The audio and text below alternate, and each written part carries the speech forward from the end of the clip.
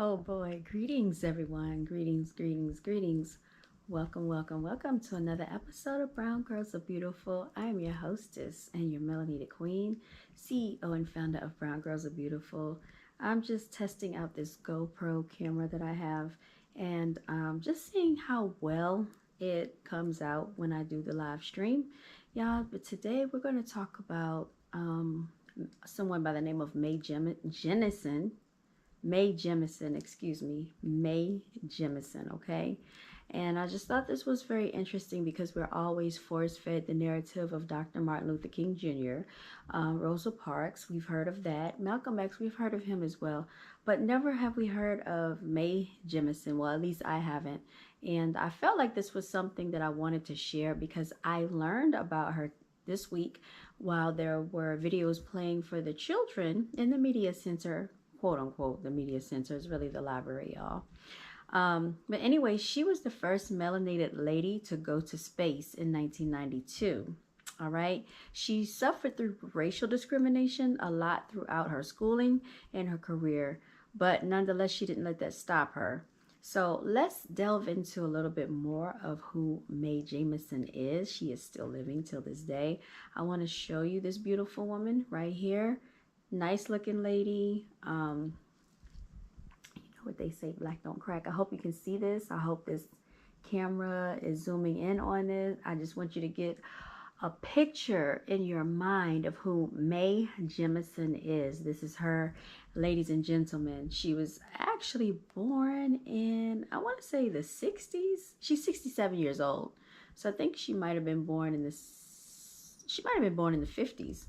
Okay, but anyway, Dr. Mae C. Jemison is the first, they say African American. I'm going to say she's the first indigenous melanated female astronaut to travel to space. She's always pushed the boundaries of what some people thought possible for her. So she wrote a book, and in the book it says, Find Where the Wind Goes. She tells about how in the 60s she declared her desire to become a scientist to her elementary school teacher in Southside Chicago. And her teacher asked if she meant to say nurse, and Jemison took a posture with the teacher, placing her hands on her hips, and she said, no, I mean scientist, okay? She would go on to face scrutiny and criticism and doubters throughout her life, but she didn't let that stop her. She kept going to achieve her goals.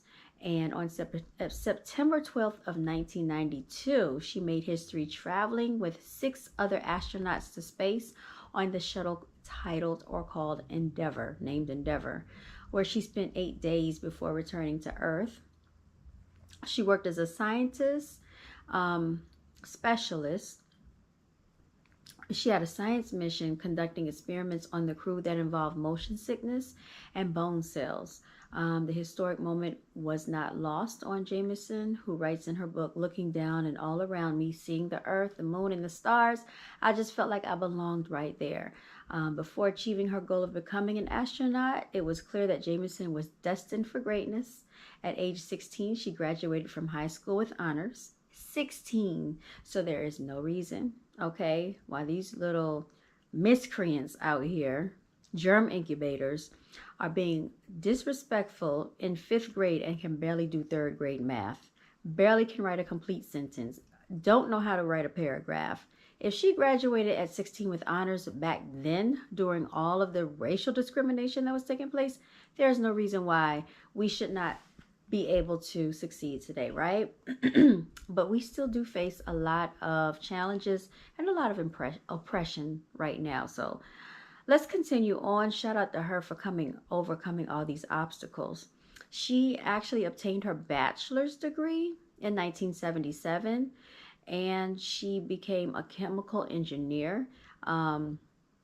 She was an African and African American studies from Sanford University. In 1981, she received a medal degree at age 25 from Cornell University before serving 2 years in the Peace Corps as a medal officer in Africa. Additionally, she also speaks Russian, Japanese, and Swahili, which I find very impressive.